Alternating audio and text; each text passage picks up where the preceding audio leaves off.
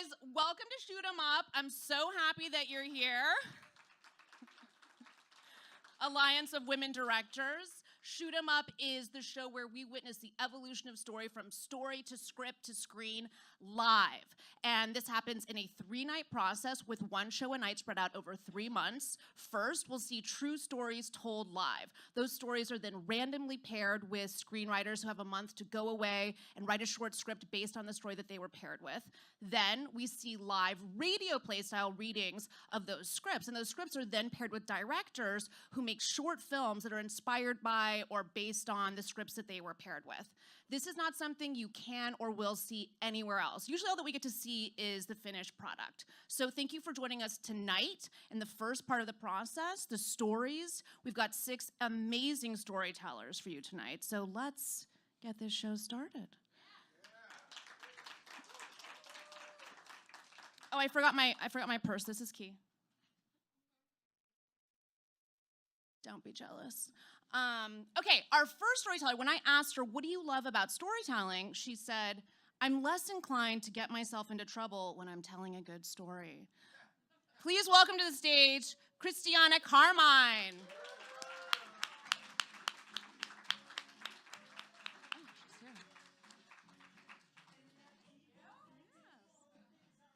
Drum roll? No? Okay.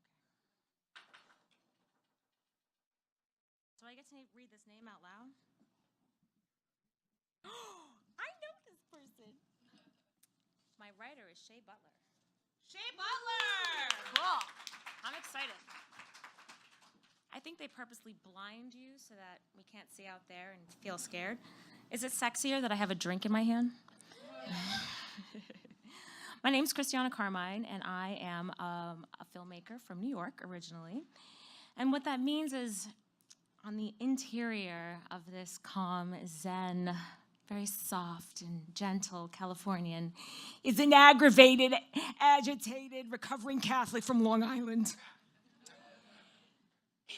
I love to tell stories. And it's not because I like to make shit up. It's because I think I have something to say, sometimes. And it's not unusual for me to get a phone call or a text from a family member or close friend that says, you're not going to believe what happened, but I did a Kristiana. Now, just to bring you guys up to speed, I'm going to tell you what Webster's says is a Kristiana. It is getting oneself in an otherwise preventable situation due to a lack of focus, forgetfulness, or failure to think things through, most often committed while in the pursuit of love. And then there's my face next to that definition. So doing a Kristiana includes, but is not limited to, boys and girls, accidentally setting your apartment on fire, tragic but true story, really sad, running out of gas at 1 o'clock in the morning in Downey when you're by yourself. Yeah. Or my favorite, one of my personal favorites, is pretending that you're Tarzan and swinging from a tree to your bathroom window and then impaling yourself in the leg because it actually didn't work out. And then finally, getting a U-turn, illegal U-turn ticket while you're on your way to court to fight getting an illegal U-turn ticket. That is a true story. I tried to say it was a 3-point turn. The guy didn't care. It was very depressing. But most of the time, you're going to find me doing something harebrained in the pursuit of love.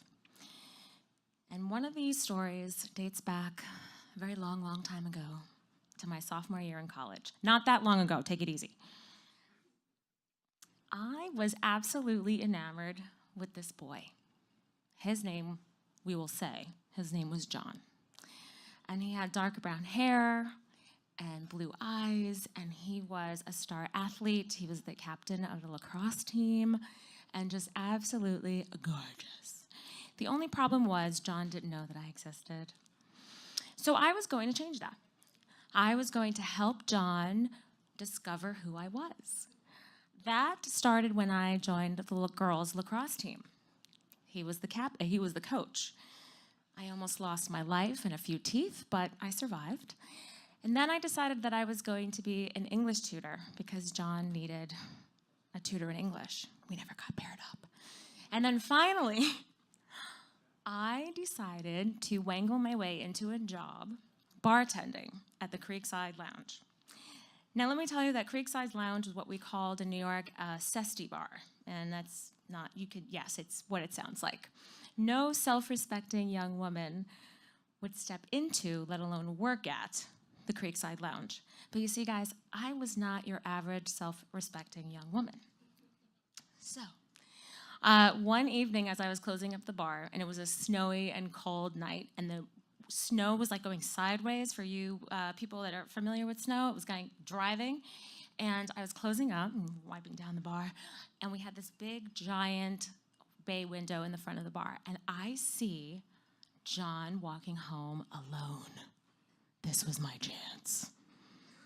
I was going to close up that bar, and I was just going to happen to be close to him as he was walking home, because clearly he would maybe hear the crunching of the snow under my feet and turn around and say, "Kristiana, what are you doing? Walking home, it's so dark and it's cold. Let me walk you home." And I would say, "Yes, John, of course you can walk me home." Anyway, he had a pretty good lead on me, and after I hurriedly closed up the bar, I was walking behind John, and he had crossed the street at the crosswalk like a good boy does, and he came to the edge of this little wooded area, and behind the wooded area was this pond. So I'm crossing the street, and I'm still kind of lagging, but you can't walk too fast because you can't look too desperate. And he walks across the pond, across the ice, and I was like, okay, I can do this, I got this. And I'm starting to walk behind him gingerly, and just before he gets to the edge of the pond, the ice under my feet starts to crack. Yes, gasp, I know, it was awful. So I'm like, oh, fuck, I'm really fucked. And so I'm trying to walk across the pond, and it's cracking, and he's just getting to the edge of the thing, and I let out a yelp, and the next thing you know, my ass is neck deep in ice cold water, and I cannot get out. And he turns around, and like how it's dark, but it's snowing, and so you can see the snow and the reflection, and I see him, and he's like, "Who's there?" And I'm like, "John, it's Kristiana." He was like, "What the fuck?" And he starts walking towards me, and now the ice, as he's getting closer to me, the ice is starting to crack under his feet, and now we have a real shit show going on. So he lays his body across the ice, and he's trying to pull me out, and it ain't happening. And this was before we had smartphones. Don't get crazy. But my cell phone had a thing that came like an antenna, So that was probably gone under the sea with Dory.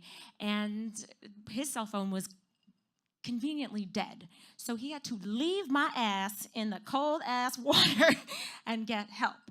So the next thing you know, I have the ambulance, a fire truck, a cop car, and about 16 spectators watching my frigid and freezing cold rescue from the pond. I don't even think John waited around to see if I survived. He just left.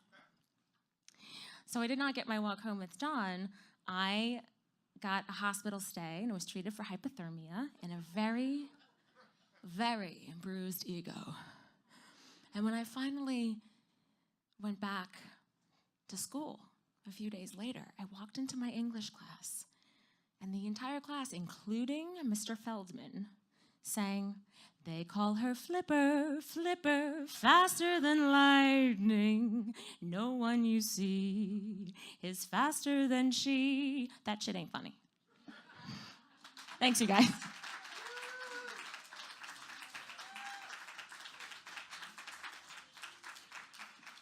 All right, Kristiana. I feel like that was the plot of a Sandra Bullock movie. So romantic, hypothermia. Okay, oh my God, my purse. I keep leaving home without my most important accessory. Okay, our next storyteller who's coming to the stage, when asked, "What do you love about storytelling?" she said, "It helps us relate to one another so that we can avoid the darkness." Please welcome to the stage, Elaine Struts.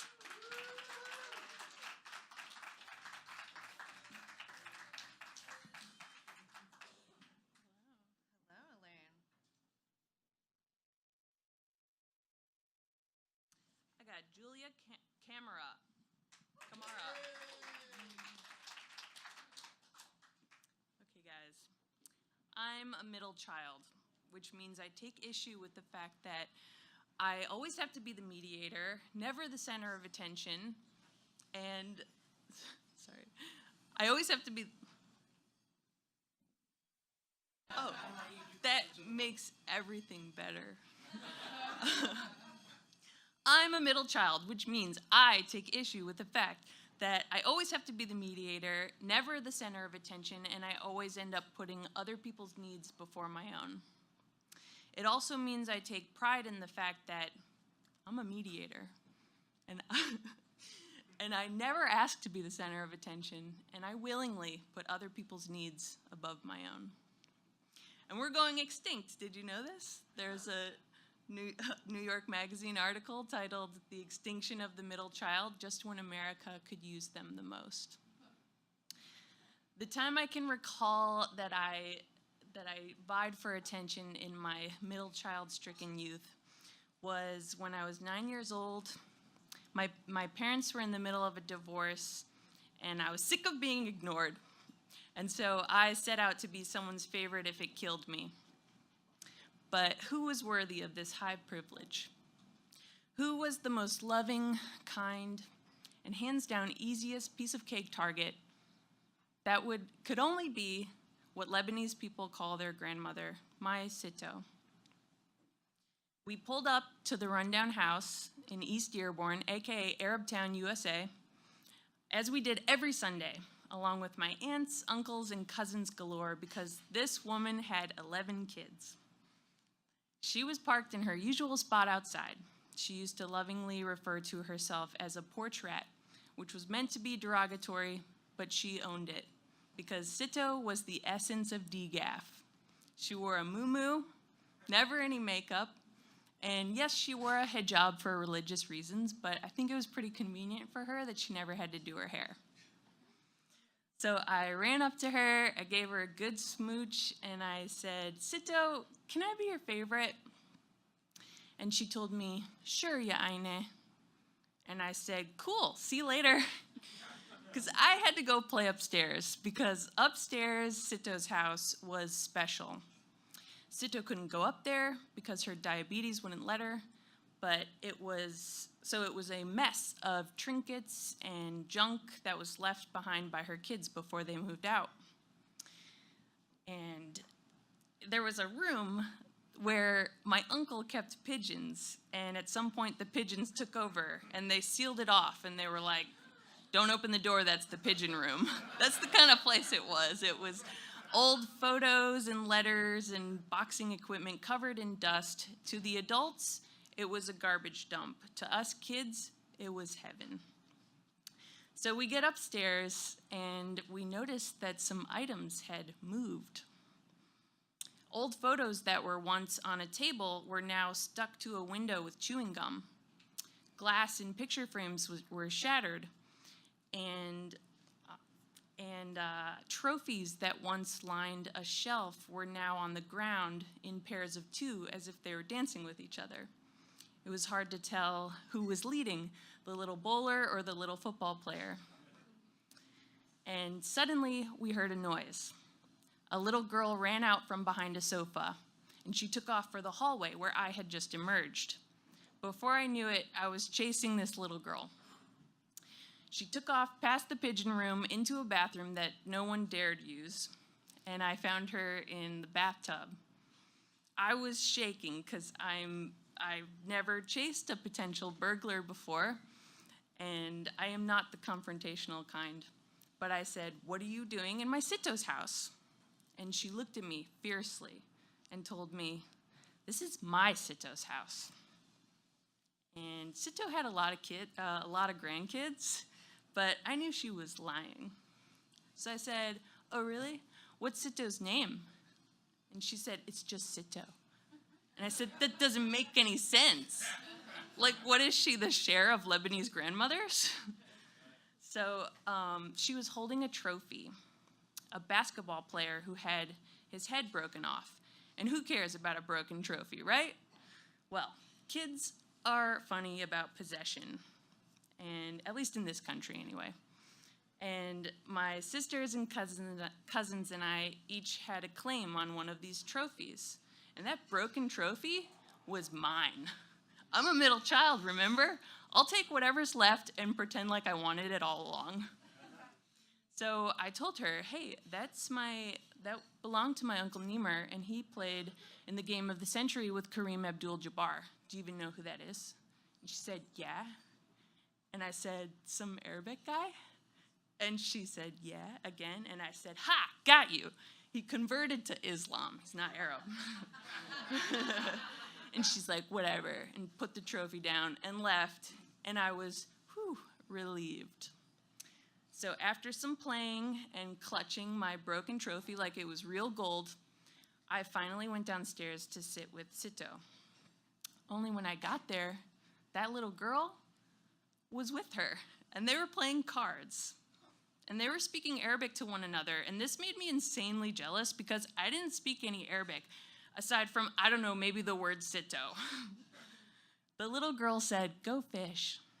And Sito said, okay, ya eine. Have you ever caught your grandmother cheating on you with someone else? A stranger? Whatever nerves I had before flew out the window, and I was enraged over this love for this woman who she was stealing out from under me. And I said, that's my Sito. And she said, no, it's my Sito. And she spat at me and slammed her cards on the ground. And she grabbed the trophy out of my arms and went running. And I turned around to the house to call for backup, my sisters, and said, guys, she's stealing. And all while my Sito's trying to tell me, yeah, eine, please let her play. And suddenly the girl stopped. And I watched her determined face go pale at something across the street. It was a woman stomping toward us with a nasty scowl. And she was yelling, Fatma! And it was then that I first noticed that this little girl, Fatma, had dirt on her hands and on her face, and she had stains on her dress, like she hadn't had a bath in a while. And the woman grabbed her arm hard and caused the trophy to fall to the ground. And she dragged her kicking and screaming to the house across the street while hitting her with a shoe. After that, I ended up in my Sito's arms, all to myself, but I was in tears. She soothed me as I felt responsible for what had just happened. And when it was time to leave Sito's, I had to be pried out of her arms. I was so upset. And as I was walking to my mom's minivan, I was holding that broken trophy, and I propped it up at the edge of the street, looked to Fatma's house, hoping she'd get the message that, hey, it's yours. It was never mine to give.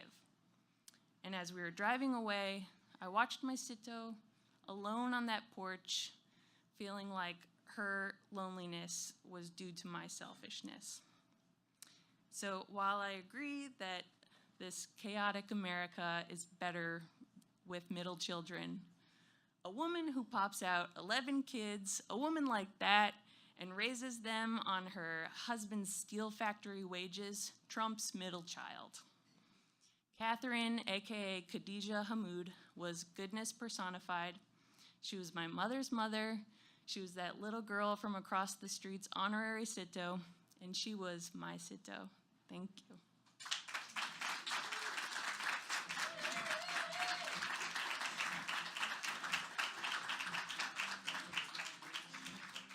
Elaine Struts.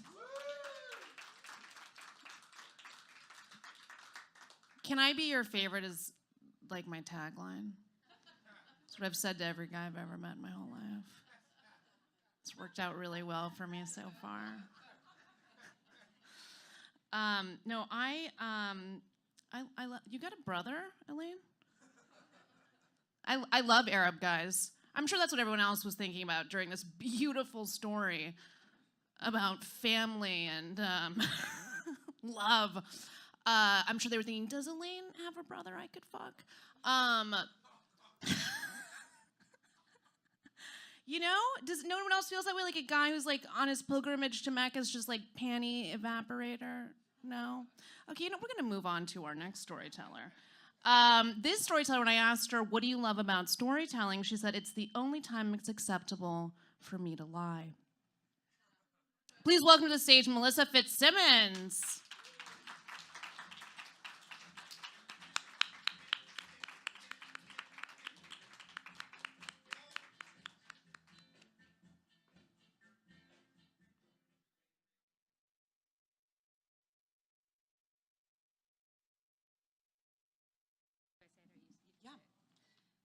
Shilpa Mankikar. Sorry. Hello. Oh, wow. It is really bright. So I grew up in Utah, where I was surrounded by these giant red cliffs with names like Hell's Revenge and the Dragon's Backbone. There was a river that snaked through the town that I learned to swim in at the age of 2. There was red dirt everywhere. And this red dirt rained from the sky all the time, seeping into your veins, replacing the blood. When it rained, actually, the red dirt would turn to red clay, and it would stain our clothes, and it would mark our skin, so everyone always knew where we were from in Utah. This was this kind of small town where in the winter, everything was abandoned, and in the summers, if you were lucky, you were able to survive by the tips from tourists. And it is there that I grew up, in a small community of outsiders on the outskirts of town. There was a lot of single moms with feral children who were dirty and unkept with no shoes. There were aging hippies, there were drug addicts, there were a lot of alcoholics. There were town drunks and criminals, and they were all welcomed into this community. And while the town called us white trash, we considered ourselves more of a commune where we shared everything. We had a community garden, we shared food, we shared an old truck if you needed to get into town, we shared clothes, and most of all, we shared the struggles of growing up in this community. And there was a lot of people that came in and out, and everyone was welcome there without judgment. And that is where I grew up with my mom and my siblings. My mom, she's a hard woman, but you have to be hard when you have 5 kids by the age of 28 with no father around to help you while working 4 jobs. She was very kind, but she was very cold. She saved all her love for the many men that she dated. Most of them became my stepfathers. And that is where I grew up, in this town of Utah. And that is where I met the red-headed woman. So the redhead came into our community after the town shunned her. Nobody knew where she was from. Nobody knew her name. But that was okay, because we welcomed her without judgment. So she fit very well into our community of people. She worked really well with everybody around. She worked in the garden, and she got along with all the kids, and that's probably because she was more near our age than the actual adults that lived there. Nobody questioned where she came from, because that's not what you did. We welcomed her without judgment. So I didn't question the night that she showed up on our trailer to babysit me and my younger sibling, as my older siblings were away at their cousin's house, and my mom was working the night shift. And I didn't question when she woke me up in the middle of the night, struggling to lift me into the back of her truck, where my 5-year-old little sister was already sleeping under a pile of blankets. And I said, "Where are we going?" And she said, "Shh, it's okay, it's a surprise. Just lay your head down and go to sleep." And I did, but not before I caught the sight of the man driving the truck. And this was a big man. This was a man that I knew I did not know, because a man of that size would not go unnoticed in a community this small. And I could feel the hair on my arms tingled, and I just fell asleep like I was told to do. And the truck just moved on. And I awoke, and it was pitch black. But I knew exactly where I was, because the weight of the air and the hotness in the room burned my eyes when I tried to adjust them in the darkness. I knew I was in a mine shaft. And mine shafts were not an uncommon thing in Utah, because that's what Utah people do. They mined. And they were often abandoned, and anyone can take them over and turn them into a homestead. And that is where I was. And that is where I was with my 5-year-old sister next to me on a pile of dirty blankets, when I heard the shuffling and the light of a lantern turn on and saw the fat man in a chair and the red-haired woman sitting at a makeshift table of pallets. There were jugs of water on the table, and there was a box of crayons, and there was some liquid in a saucepan, and there they were. And there I was with my sister. And there we were for 3 days. And on nights where we were told to just sit down at the table and draw and be quiet and drink this blue liquid, the nights turned into days, and the days turned into more nights, and we had no idea what was night or day because it was always so dark. All I knew was under the cardboard was a hole where we could go to the bathroom, and we were not to talk. Around the 3rd night is when my little sister finally said, "When are we going home?" And her chin began to tremble, and the lady said, "It's okay. Your mom just wants us to take you on a little vacation. You're just coming with us for a while." But I knew this was a lie. My mom may have gotten us into a trouble a few times, like, for instance, the time when the plane crashed into the side of the mountain, and she insisted that we wake up at 4 a.m. and rappel off some cliffs to collect bags filled with weed. Or the time that she let us hitchhike all the way to San Diego at the age of 4 to get picked up by truck drivers. But hey, one thing I knew for sure, my mom didn't want us in a mine shaft, because I know for a fact, because she had just beat my ass months before with a broom, telling me that if she ever caught me there again, that next time she would not use a broom, that she would use the belt. So I knew she was lying. And I said to her, "I want to go home." And my little sister began to tremble and cry. And she said, "I want to go home too." And the man, for the very first time, spoke and said, "You're not going home. God has given you to us now." And that night, as I lie in my bed, I dreamt of my grandfather. And I said, "I'm having a bad dream." And he said to me, bad dream, go away. Good dream, come and stay." And that, to me, was what I wanted to happen. I wanted the good dreams to come and this bad dream to go away. And in the morning, I heard the sounds. I heard the sounds of the man and the woman talking. And they were talking about haircuts, and they were talking about moving along, and they were talking about new names.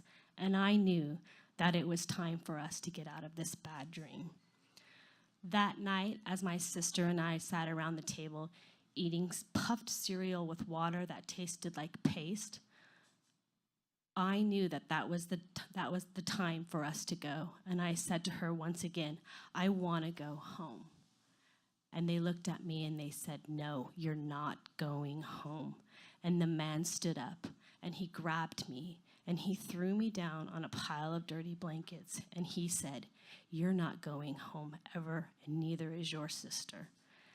And I froze and my body stiffened, and I shoved my sister to the side of the wall to shield her, because the man smelled of alcohol, and the man smelled of cheap cologne, and the man smelled of sweat and fat. And I knew what was going to happen, and I knew what was going to happen that night. And that night, as I slept, I let all of my senses go away, and I let my body go numb so that I couldn't feel him when he touched me. As long as my little sister was okay, I knew that I was going to be okay. And then I let myself fall asleep. And then I woke up, and I didn't hear anything. Hello? Hello? And they were gone. And I knew it was now or never for us to get out of this nightmare. And I shuffled over, and I found the table, and I found the box of matches, and I lit a match, and they were gone. And I shuffled over, and I woke up my sister, and I put her face and my palms, and I said, listen to me, what does Grandpa always say to us?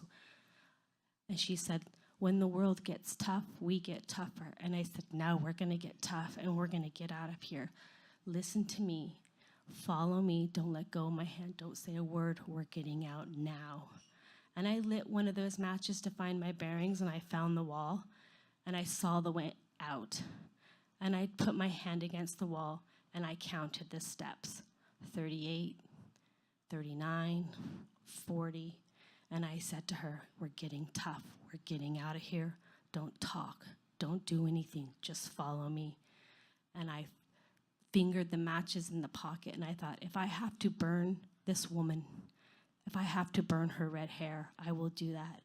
101, 102, 103.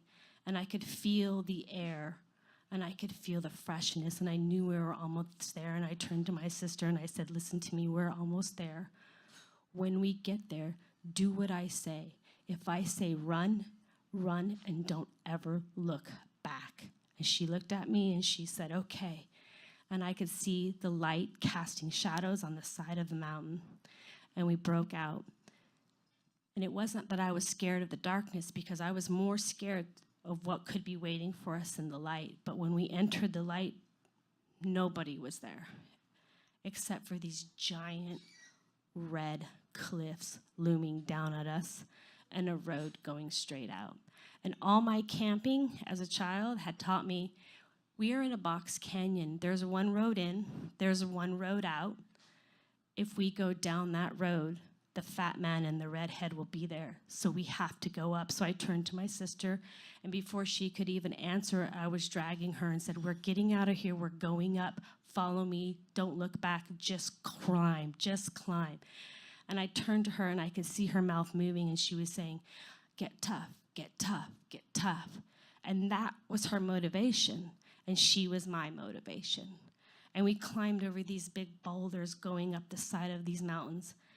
And then all of a sudden, I turned to her, and her eyes bulged, and she stopped.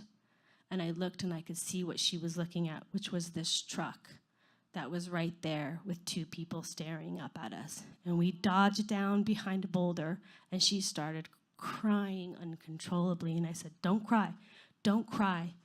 And you can hear the man screaming, echoing off the side of the mountains. And he said, I know you're there. I'm going to find your little bodies. I'm going to gut them, and I'm going to eat you, just like I'm going to eat your whore mother.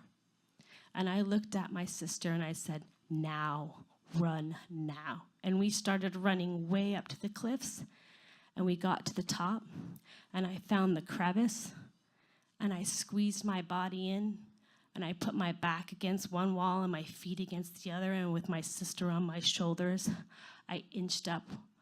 Get tough, get tough. And I thought to myself, I grew up here. I learned to swim in that river.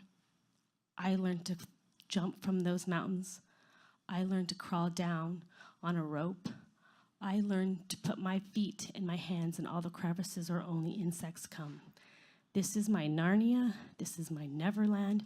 This is my playground. And when I am done playing here, I will get us home. And that's what I did.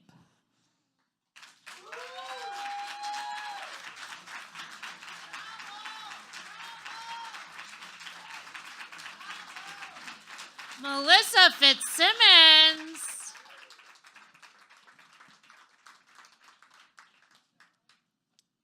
You know, sometimes I wonder, like, what's the point of anything, you know? Like, why am I alive?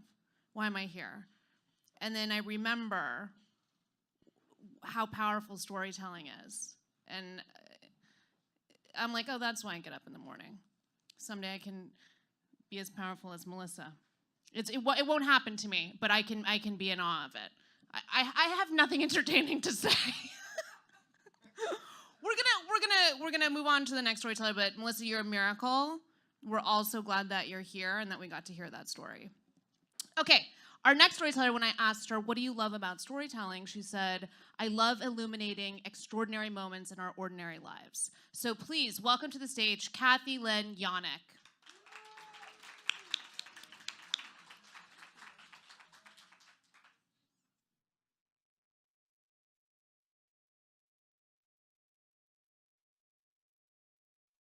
Donna Wheeler.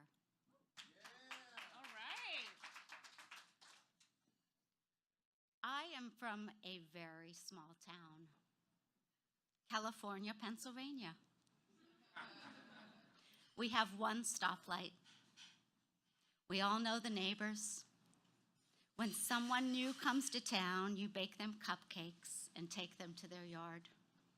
You wave at each other across the yards, and everybody knows everyone. You play Barbies on your front porch with your sister when you're 12 or 13. When you're not doing that, you're at your grandparents'. You catch lightning bugs. You put them in a glass jar. When you wake up, they've turned to pennies.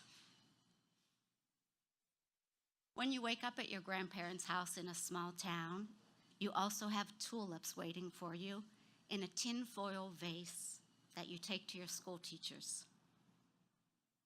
It's all very happy and it's all very sweet, and life can leave you a little naive.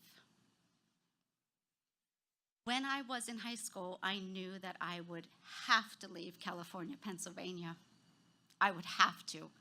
There was no way I could stay there. I began wanting to write and act and begged my mother to take me to every talent contest everywhere, and she did.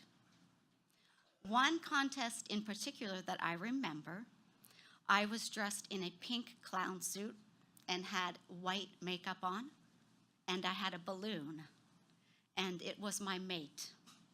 And I played the song, Send in the Clowns, and I danced around the stage with my balloon until it broke. And that was the end, and I won the talent contest. This was a very small town. I went to college for theater and worked very hard to save money so that I could leave California, Pennsylvania. And I had saved several $1,000s, which was definitely enough that I could move to New York City and find an apartment. I knew a friend of a friend who knew my sister who was living in New York City. And she said, "You can stay with us for 2 days. That's plenty of time. You'll be able to find an apartment." We drove to New York City, and we had 2 days to find an apartment. And of course, I found one. I knew nothing about the city, except that's where I needed to be. The apartment that I found was on 190th Street and Bennett Avenue, and it was perfect.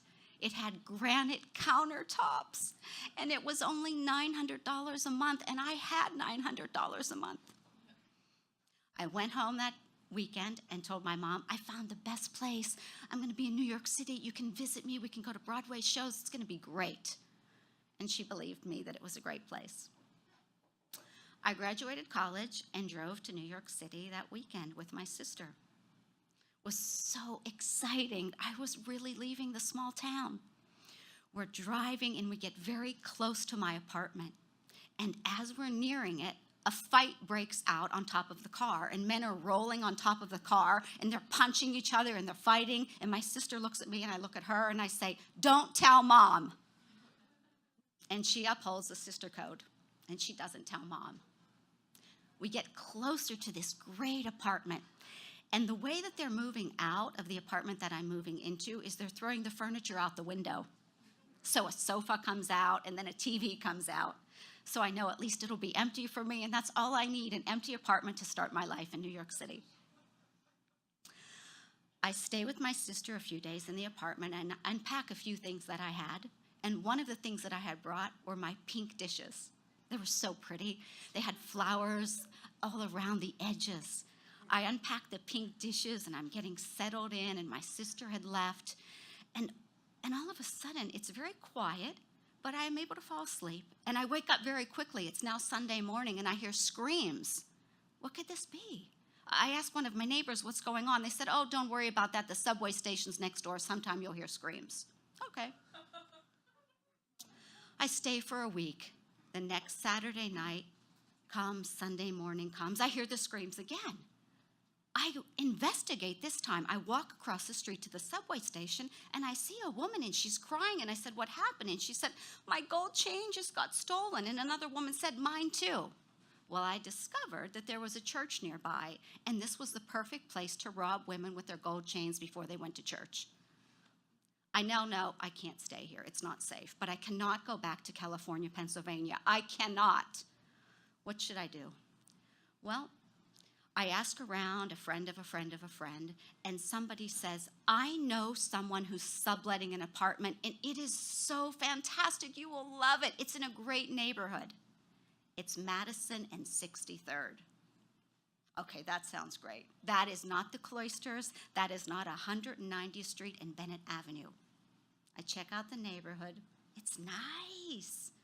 There's a lot of boutiques. There are purses for sale and beautiful shoes, and everyone's dressed very nice. And I think this could really be a good place for me.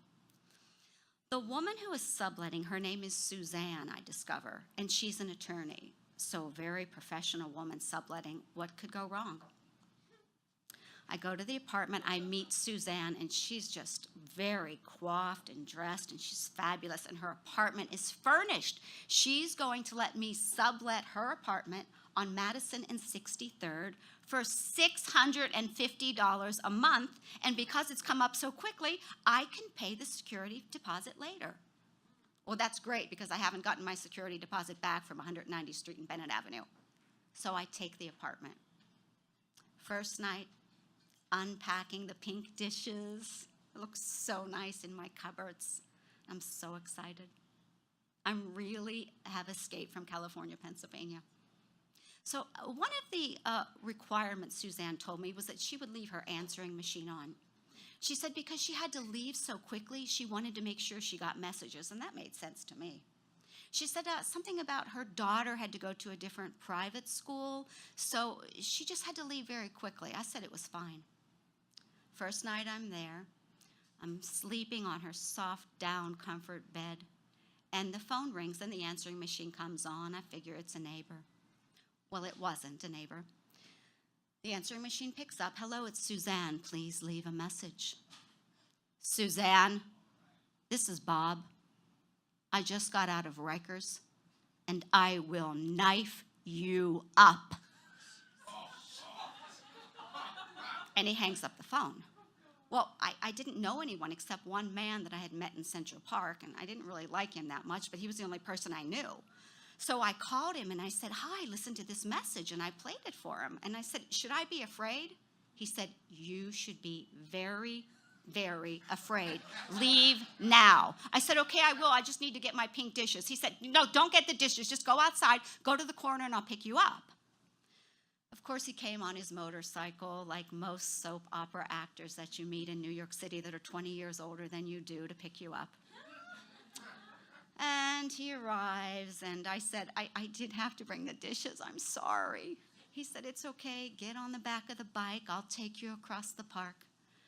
So I get on the back of the bike, and we drive through the park, and it's dark out, and the stars are twinkling, and we arrive on the west side. Central Park West and 67th. Well, I don't think that he's Mr. Right, but he is Mr. Right now. So I decide I'll stay for a little while, and I'll make a better plan about finding a place to live. I take a job, I start saving money. I try to get along with Mr. Right to make him Mr. Right now, but something bad happens with this too.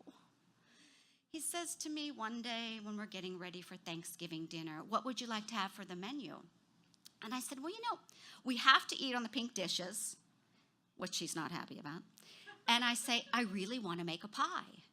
And he says, no pie. And I said, what do you mean no pie? He said, you can't make a pie. And I said, why? Don't you like pies? He said, I love pies, but I've seen you in the kitchen. You don't have the skill. You can't make a pie.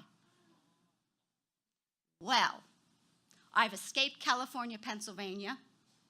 I have mastered the Cloisters. I have not gotten mugged there. I have not gotten knifed up by Suzanne's. And there is no way in hell that I am letting a man tell me I can't make a pie. The very next day, I have my head up very high, and I'm feeling quite like an adult. And I look in the New York Times, and I find a beautiful sounding apartment. Here we go again. This one is on 71st between Central Park and Columbus. I get there, and it's only $1,000 a month, and I'm thinking it's too good to be true again. But it wasn't too good to be true. All I had to do was pay the broker's fee. I paid the broker's fee. I remember sitting down on the wooden floors, hardwood, looking out the window. I really made it. I was in New York City. Outside, people were hustling and bustling. They were buying magazines at the newsstand. They were peddling fruit. People were here to make their dreams come true. And I wanted to call somebody, anybody, and just say, hey, I've really made it. I've made it. But I know what they would say to me. They would say, oh, did you get on a soap? Did you get an acting job? And all I would say is, no, I got a really great apartment, and I got it on my own. But that's what happened. And that's when I really made it.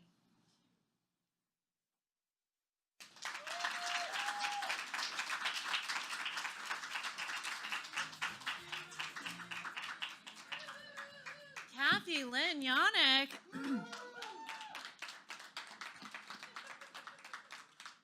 63rd and Madison. There's a lot of really good doctors around there. I plan to get a whole new face around 63rd and Madison. Kathy Lynn, you're one of those people that's just so inherently sweet with your pink plates, and I always wonder what it's like to just be such an inherently sweet person. Like, even when I look at pictures of myself as a toddler, I look evil. So. Our next storyteller, when I asked her, what do you love about storytelling? She said, I like to open the heart of my audience so that they can feel and empathize in worlds they never knew they could. Please welcome to the stage, Kimberly Jensen. Yes,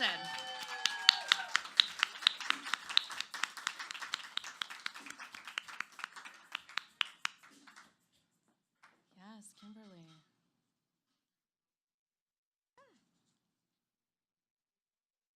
Oh, I got two. No, no, I Just got one. one, just one. CM Landreth. CM Landreth. Thank you. Yay.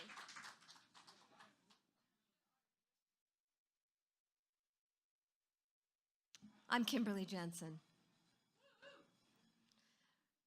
When I was a little girl, I used to spend a lot of time with my mother in the backyard, and she loved her flowers, and she loved her plants. And she would teach me how to reseed the daisies, and she would have me break up the flowers and spread them, and every season we would spread and reseed the daisies until up to the patio and the grass, there was nothing but Shasta daisies. When I was a little older, she would continue to tell me wonderful stories and the secrets of life, like always reach up. It's too easy to reach down. Reach up. Kimberly, in life you must reach up. In 1968, my mom was diagnosed with thyroid cancer, and in those days, nobody knew what it was. It was like a death sentence. At the same time, 4 other doctors' wives, my mother was a doctor's wife, was diagnosed with thyroid cancer. When you had cancer in those days, you were made an experiment by your doctor. Those 4 wives were experiments for their doctor and died. My mother's experiment was at UCLA Medical Center. She had to drink radioactive isotope iodine and sit in isolation for 3 days because she was radioactive. And when she came home, she wouldn't let me or my sister near her for fear she was still radioactive. And she requested that her silverware and all of her personal belongings were kept away from us so that she could protect us. She also had to have a thyroidectomy, which meant that they removed her entire thyroid and she would be on medication for the rest of her life. And then came the seizures and other complications. And we were really afraid. And we didn't know if she would survive it. So she needed a lot of sleep. So my sister and I were taught to be very quiet, how to open and close doors, and how to make sure that she could get her rest so she could survive the cancer. And this was a time, my dad had very long hours. He was a doctor and he worked in the office and he worked at the hospital. So me and my sister were unsupervised a lot. And growing up, you know, you have the bullying and it's always hard, you know, all of the stuff that happens. But nothing was as difficult as witnessing my mother's suffering. I felt lost. I felt sad. I felt helpless. I couldn't fix her. I couldn't make her well. But I had one thing. I had my lavender banana boat Schwinn Stingray bike, and I could ride hands-free. And my bike represented freedom, and I could run errands, and I could get dinner, and she loved hot dogs, so I would pick them up, and I could go on adventures, and I could go to dance class. My bike was an escape. And it also, on my bike, I felt I could do anything. At the time, growing up in the South Bay, it was the Torrance and it was the beach, and it was a beach community. There was a good wind, and there was a rumor that there was going to be a kite flying contest, and everybody knew how to fly a kite. In those days, we all played outside, and so there was no internet, so we didn't know how, to navigate at all through surfing the web and learning anything. We learned everything through experience and instinct. And I wanted to participate in this kite flying contest. So I would go out in the field and I was flying my kite. And then because I could ride my bike hands-free, I decided that I would really push myself. And I got on my bike with my kite and I would fly the kite off the back of my bike. And it wasn't easy. Finally, the official flyer came out, and it was going to be the last day of elementary school, Jefferson Elementary School. And there were simple rules. You had to make your own kite. And so you had to make it from balsa wood and paper and string, and you needed scissors, you needed a knife, and you needed glue. Everyone went to the drugstore to buy paper. And all of my friends were buying gift wrapping paper. It was really pretty. But I wanted my mom to be there, and I knew she couldn't. So I decided to buy a big piece of white gift wrapping paper. And I decided to buy a bunch of felt tip pens that were different colors. And after I made my kite, I went home, and I felt tip penned as many psychedelic color flowers, daisies, all over my kite. It was very colorful. And then I wanted my dad to be there, but I knew he couldn't. So I went into the garage and I found an old shirt of his that was being used for a rag, and I ripped it up and I created the tail. And then I wanted my tail to be more colorful, so I got some old tights that I had outgrown and I cut it up and I created little bows all the way down my tail. And my tail was twice my wingspan, maybe even a little longer. So when I got to the contest, I put the tail over my shoulders, and I'm walking up, and everybody's laughing at me. My kite was really unique. And they were saying, there is no way you're going to be able to fly that kite. It's going to be too heavy. There's no way. And some of the adults even said, don't even try, it's too heavy. Well, that day on the schoolyard at Jefferson Elementary, the winds were intense. I mean, they were whipping.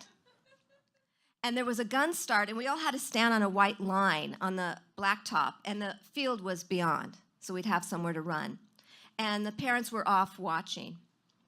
And when the gun went off, I went and I started running, and I turned around and let go of my kite, and I kept running and letting go. And I turned, and I noticed that a bunch of the kids that had the decorative gift paper, their kites just busted with the impact of the wind, but mine kept going up and up and up and up, and then I kept running, and then I noticed some of the kids' kites started to veer or nosedive, but mine kept finding the next wind stream, and I kept going, and then I was in the middle of the field holding my kite up, and there were, of course, a couple guys that had their kites up too, but I kept letting it go higher, catching the next wind stream, higher and higher and up and up and up.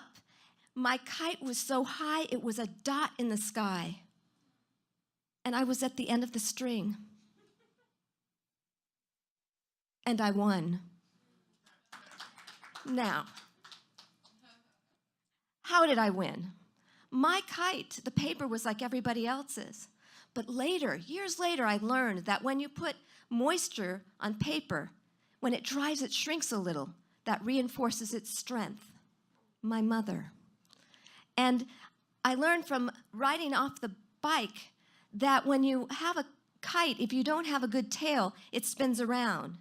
And then you need a little bit of weight, because without the weight, it veers, and that it goes straight up when the tail is longer. I learned this and built it on instinct. I didn't think much of it at the time.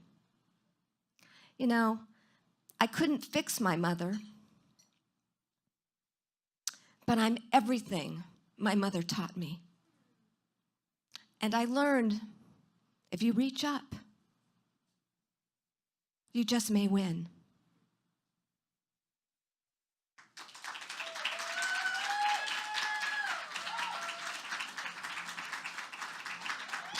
Kimberly Jensen. That Schwinn sounded so glorious. Kimberly, girl, let's get a tandem bike and we can just ride off into the sunset on the Venice bike path together.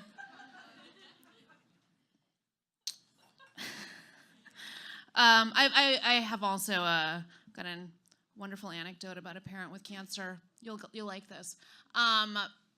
My dad just got diagnosed with lung cancer. He also has TB, which I feel like is a really ghetto disease. But I feel like the most upsetting thing about his lung cancer diagnosis is I've always felt like, you know, if my dad's gonna die, it should be by my hand. You know? Did you just say horrible? Don't act surprised. Our next storyteller coming to the stage, when I asked her, what do you love about storytelling? She said, it's a way of connecting with people and getting a message across to people you wouldn't usually connect with. Please welcome to the stage, Uzma Kung.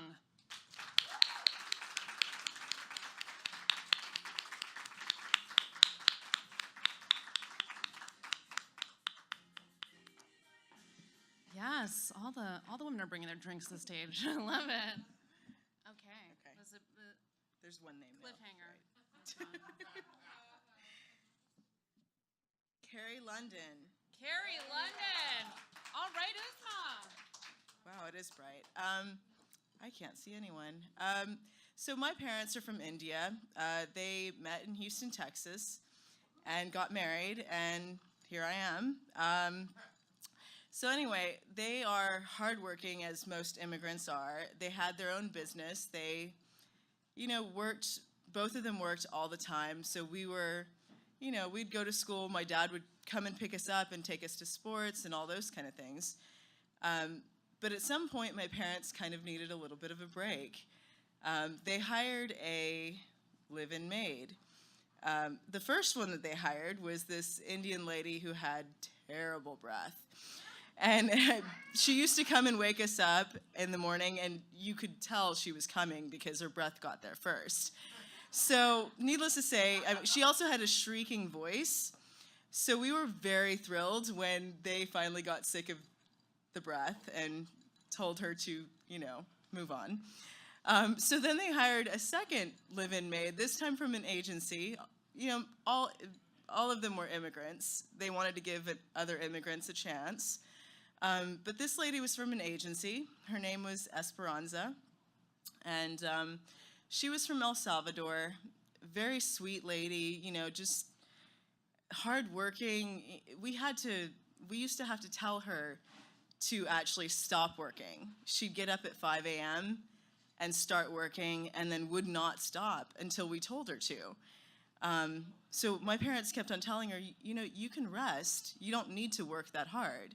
You know, all they wanted was just tea made for them when they got home, and, you know, just to look after the kids and things like that. We were teenagers.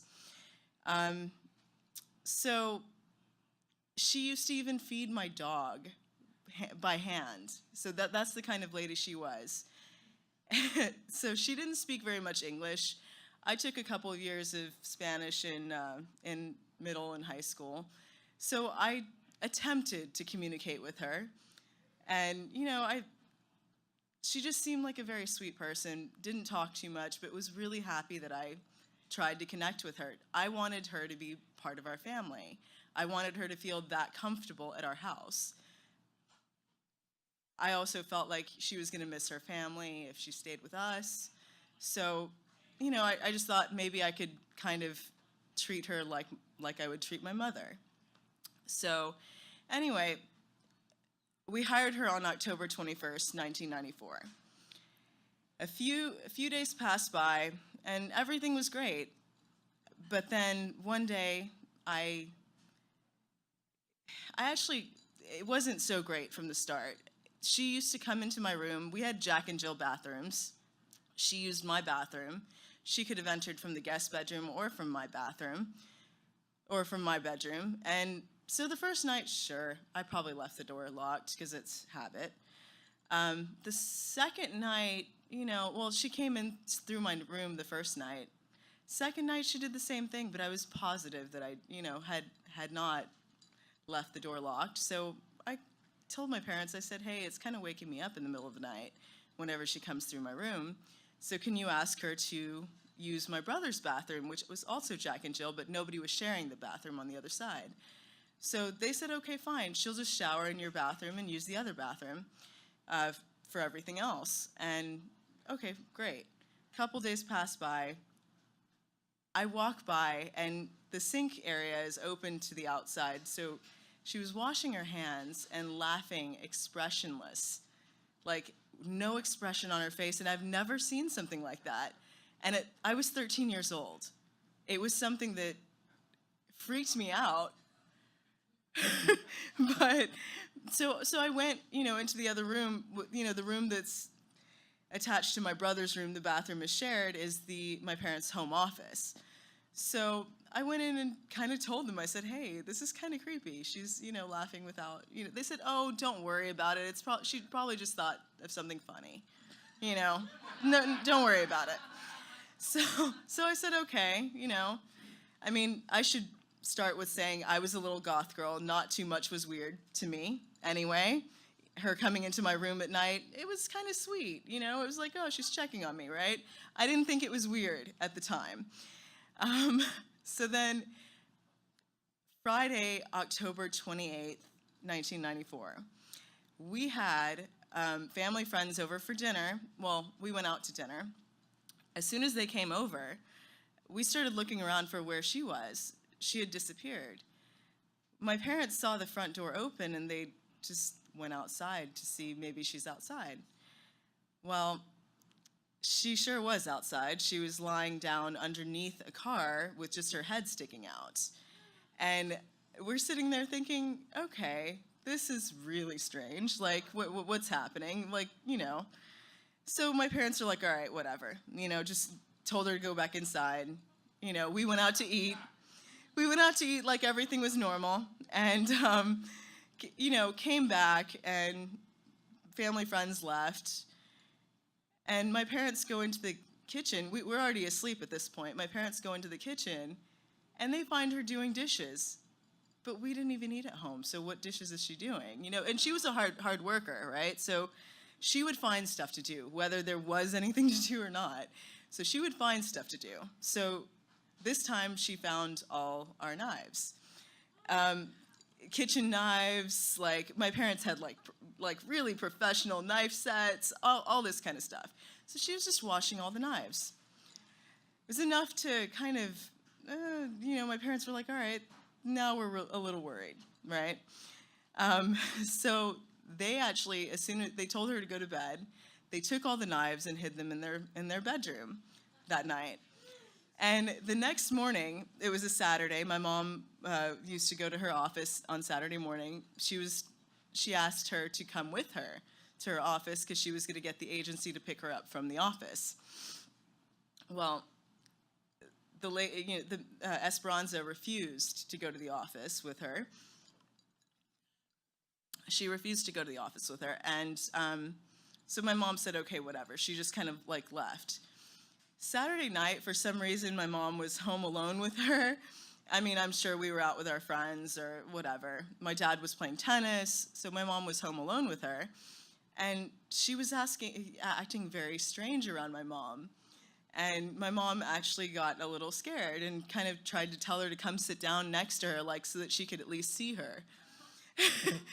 And so she kept on kind of going behind my mom, standing behind my mom, and like doing just really weird stuff. Finally, she went into the kitchen. My mom followed her into the kitchen because obviously she wanted her in front of her. So she starts saying all these weird things to my mom, and like kind of just, that's complicated. So we'll just leave that. But so Sunday, my brother and I had gone across town for some sort of talent competition, and we had come on our way home. We got home. I came up the stairs to my bedroom, and he went to his bedroom, which was on opposite sides of the house. There's a game room in between, guest bedroom right across from my room, home office across from his. Both of us go to our rooms. On my way to my room, in between my room and the guest bedroom, is the attic. So the attic door is open, and, she's up in the attic. So I've come up to the room, and no one else is upstairs at that point other than my brother on the other side. So I just look up at her, and I said, hey, come down here for a second. And, like, again, not freaked out because I was a weirdo. I don't know why I wasn't freaked out by that. So she starts coming down the stairs with our two decorative swords, which, I mean, technically, and a bucket of water. So, again, very calmly, because for some reason this didn't faze me, I said, hey, what were you doing up there? Are you doing okay? And, she just kind of like nodded and said, yeah, I'm fine. And in the meantime, my parents came upstairs, saw that she had two swords in her hands and a bucket of water, and then they took over the questioning from there. So I just went on about my business and, went to my room, and everything was fine, right? So the next morning, it was Halloween of 1994. So she normally got up at 5 a.m. every morning, and I know because the shower woke me up every morning at 5, and I didn't have to be up for a while. So that morning she woke up really late. Like, I was going to get late to school because she was, in the shower. So it was a little strange, and then she came downstairs, and for some reason in our community, they didn't allow you to put the trash out in front of the house. It had to be on the side of the house. So she had put the trash in front of the house. And, as we were leaving for school, my dad and my brother went and put the trash on the side of the house. Well, we left for school. My parents left for work. Everything, my mom tried again to take her to the office with her. She refused again, and very adamantly just like saying, no, I'm not going, no. So my mom was very freaked out. She called the agency again and said, like, you guys need to pick her up. They didn't really do anything over the weekend. They said, well, we'll just call her family and have her family pick her up. Well, in the meantime, my mom got super busy. My dad was super busy with work. And my dad came to pick us up at whatever, 2:30 or 3 in the afternoon from school. We went and picked up some fast food, went home, like everything was normal. Again, the trash is out in front of the yard, not on the side where my brother and my dad left it. So they just go and move the trash again, and I go to the door. She answers the door. She doesn't open the door for me. She comes to the door, and I said, open the door. I said, the key's right there.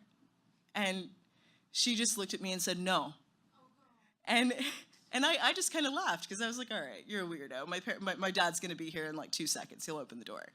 So I kind of just laughed again, not thinking anything of it. And so as soon as my dad opens the door, she backs up against the wall. We look in. It's a 2-story house, like I think 3,500 square feet. Like, so big entry. Like, you see the ceilings and like, let's put it this way. When you entered, our house was flooded, and she had cut a pipe in the water heater and had flooded the house. You could look up into the attic from the entry. So my brother and my dad immediately run up the stairs to turn off the water. Of course, I just saunter up the stairs as if nothing's wrong. Go to my room as I would any other day. You know, just put my stuff down, and you know when you walk into a room and you're not expecting something, you just don't see it. So I walk into my room like nothing is there. I remember looking at my television. I remember looking at, you know, my dresser. I remember looking at everything. I put my stuff down, and then I walked back out to the stairs to, you know, so that I was upstairs in the game room overlooking the entry. And by that point, what had happened is my brother and my dad had turned off the water. My brother had almost fallen through the ceiling because he got hit by the hot water. So there was a hole in the guest bathroom sink area where his foot came through. And so they had gone downstairs. My brother went to call my mom or the cops, something, right? Long story short, she had a butcher knife behind her back. And my dad is standing by the door. I'm standing upstairs. She's basically, if she had turned around and run up the stairs, she would have had me. But I see that she has a butcher knife. He doesn't know. She's just standing like this behind the, you know, like with both her hands behind her back by the wall. And I yell, she's got a knife, you know? The second I yell that, she lunges at my dad with this big butcher knife. And there's a struggle that ensues, and I run down the stairs to try and kind of help him. Meanwhile, my brother doesn't know anything is happening yet because he's in the kitchen. You know, he hears something, but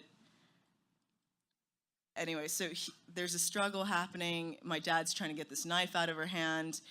So I try to help him. You know, I get on one arm, and like I'm holding down one arm, but she literally throws me across the room.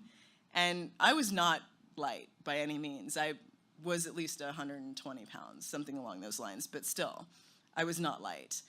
And I was really strong, so this was like very unusual for her to be able to like literally throw me across the room just with one arm. So struggle ensues. My dad gets the knife out of her hand. In the process, she actually, I'm gonna put this down so I can show you. She actually reaches over, tries to grab the knife, and cuts through. So there's blood everywhere. I don't know if she stabbed my father. I don't know who's bleeding, because I didn't see that happen. So I don't know what's happening here. I don't know if someone's dying. I'm just worried about getting this knife out of her hand. So my dad gets the knife out. I grab the knife and I take it into the kitchen so that she can't grab it again. I come back out, I grab my brother and tell him to come out. He had no idea this was happening in the entry. So he comes out, she's on the floor. He freaks out, thinks that she's stabbed my father because he sees all this blood, starts kicking her because she's on the ground, starts kicking her, actually stubs his toe, kicking her. But anyway, so he freaks out. Then we call 911. 911 is on the way. In the meantime, she's still struggling to break free because my dad's holding her because he doesn't want her to attack any of us. So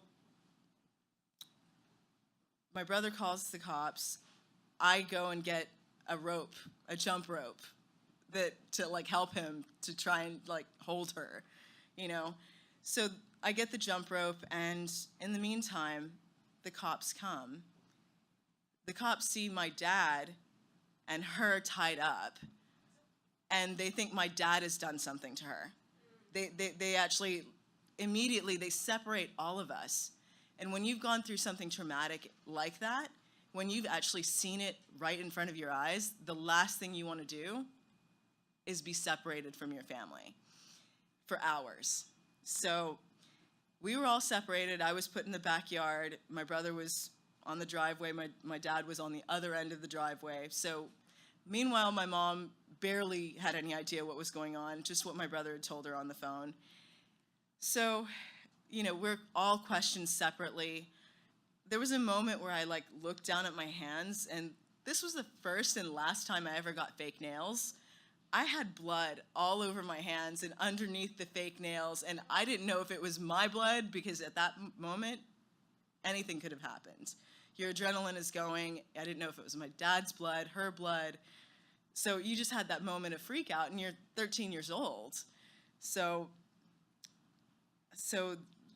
there that was, and then I was questioned by the police, and the police said, well, did you happen to notice when you walked into your room, did you happen to notice that knife on top of your television?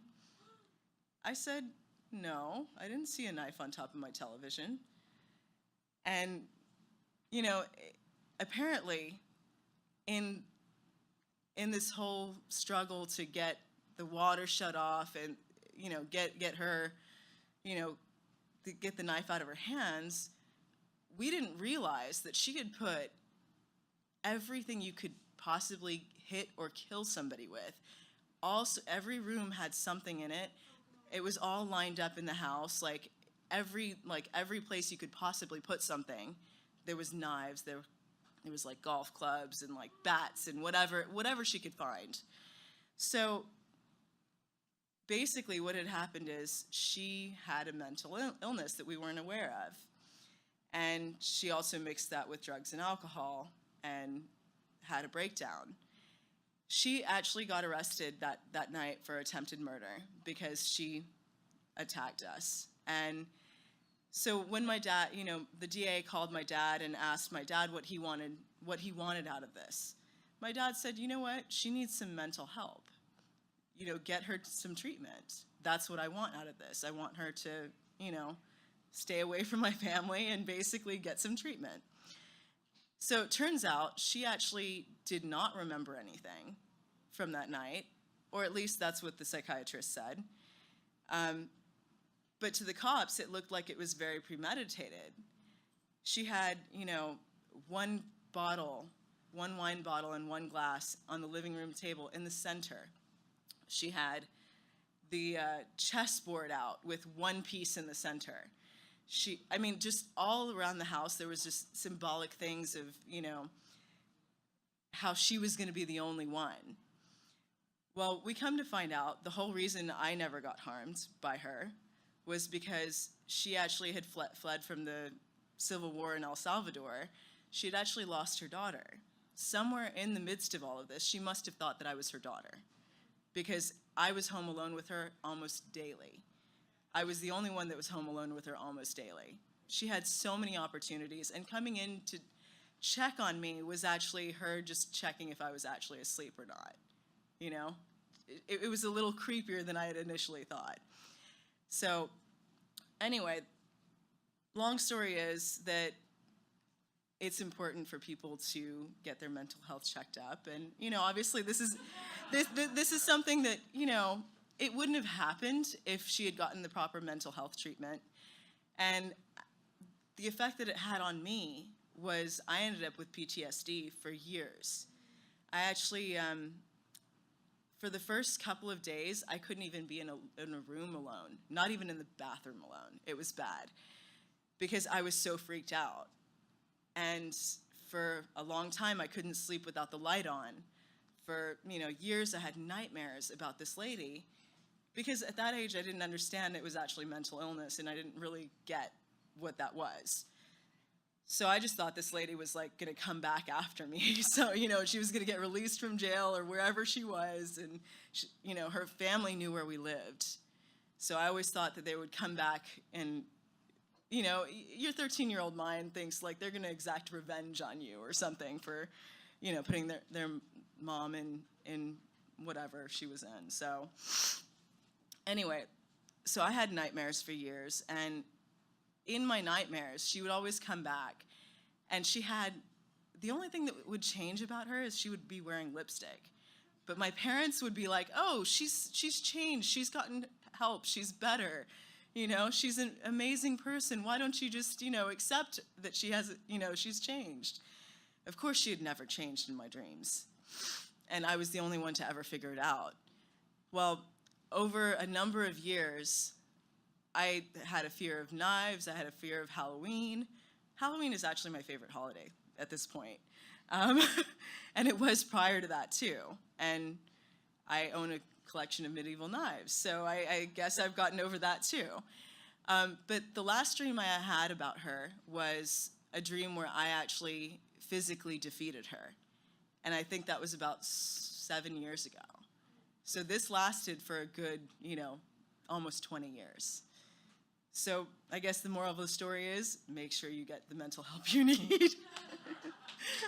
Thank you.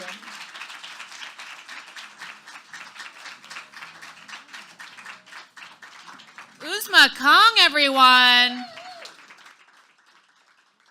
I grew up with live-in maids as well. How can we make a monster? Let's get live-in maids. Yeah, there's murderous maids in Indonesia too. I do know some people have been murdered by maids. But you know what I mean? It's like in Indonesia, we're not like, oh, they have mental health problems. We're just like, kill them. You guys, that's our show tonight. Thank you so much for coming. I know that you do not want to miss part 2 of this to see the scripts that these stories inspire. Is Uzma's script going to be a horror script, yes or no? You need to know. I know that you need to know. That's why you want to come back here, same bat time, same bat place, on Thursday, August 23rd, because we're going to see the Alliance of Women Directors Writers adapt these scripts. It's going to be hot. Okay, time for the thank yous. Thank you to our amazing producers, Gary Buchler and Monte LaMonte. Thank you to Laura James for helping to create the AWD SEU partnership. Very special thanks to Alec Linares for his help recording tonight's show. Thank you, Alex. You guys should know that Alex's footage is going to be on the Shoot 'Em Up YouTube channel, and Alex and his production company and crew are available to all, especially your filmmakers. So hit Alex up. You guys are amazing. You've been a great crowd. Have a great night. Thank you so much.